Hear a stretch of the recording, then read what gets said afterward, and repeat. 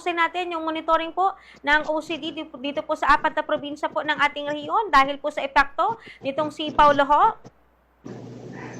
Ayun, base po sa atin pong latest po na monitoring and communication po sa atin pong mga probinsya dito sa Region 1, wala pa naman po tayong namomonitor po na any untoward incident po sa atin pong mga probinsya dito sa Region 1. Ngayon po ay nakakaranas na po ng light to moderate rains ang atin pong mga probinsya dito sa Region 1. Ang ating naman pong RDRRMC1 Emergency Operations Center po ay naka-red alert status na po kaninang umaga po, alas 8 ng umaga, ngayong araw po upang sa mas pinaigting at nasa pinakamataas na level po ng monitoring, communication, and reporting.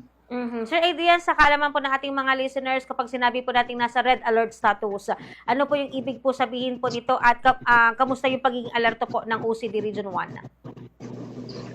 Ayun, pag tayo po ang ating pong RDRRMC1 Emergency Operations Center po ay nakataas na po sa red alert status, ito po yung pinakamataas po na level po sa ating pong alert status po na kung saan po ito yung may mas pinakamataas na monitoring, communication, reporting po sa ating pong mga PDRRMOs, local DRRMOs po, and even our member agencies po, na kung saan din po, dito ang ating pong mga assets ay naka-ready na po na i-deploy na kung sakali po ay kakailanganin po ng augmentation po ng ating pong mga local DRM offices po dito sa buong Region 1.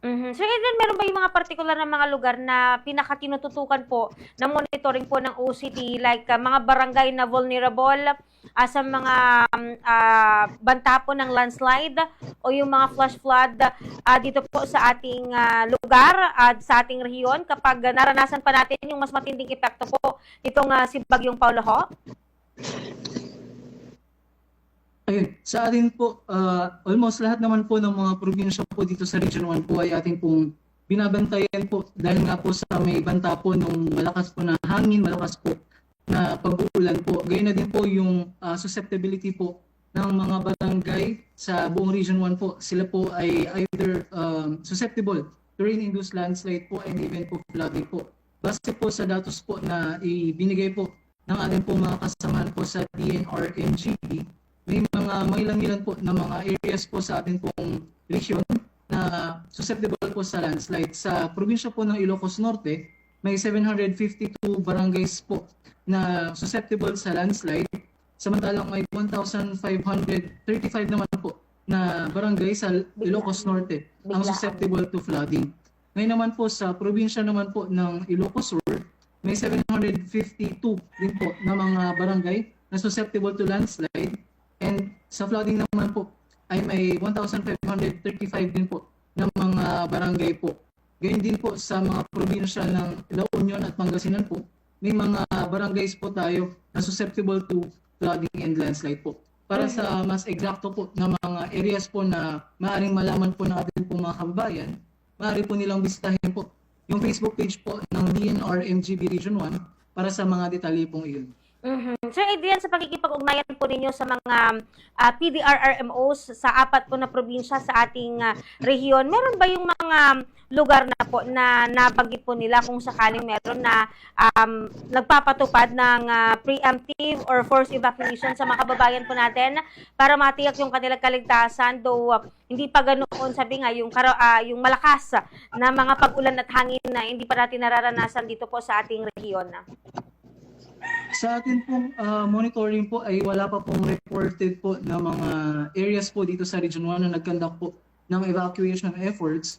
Ngunit kahit ganun pa man po ay atin pong pinapaalalahanan po ang ating pong mga kababayan na kung magpapatupad po ng preemptive evacuation or any form of evacuation po ang ating pong mga local government units, tayo po sana isunod po para po sa ating pong kaligtasan. Especially po sa mga areas po na may potential na magkaroon po ng rain-induced landslide and flooding po. Okay. Sir Adrian, baka meron po kayong mga panawagan o meron po kayong mga paalala sa ating mga listeners and viewers regarding dito nga po sa paghahanda at pagiging alerto ngayong nararanasan po natin yung ganitong panahon. Go ahead po, sir. Ayun, patuloy na pagpapaalala po sa ating pong mga kababayan po na maging informed po sa kalagayan po ng ating pong panahon sa pamamagitan po ng pag-visit, pag-follow po sa mga Facebook pages and even po yung mga websites po ng ating pong mga warning and surveillance agencies po, kagaya po ng DOST Pag-asa, DNR, MGP, ganyan din po ng Civil Defense Ilocos Region po para sa mga updates po natin. Pagpapaalala din po sa atin pong mga kababayan na maghanda po sila ng kanilang mga go bags po sa kanilang mga tahanan.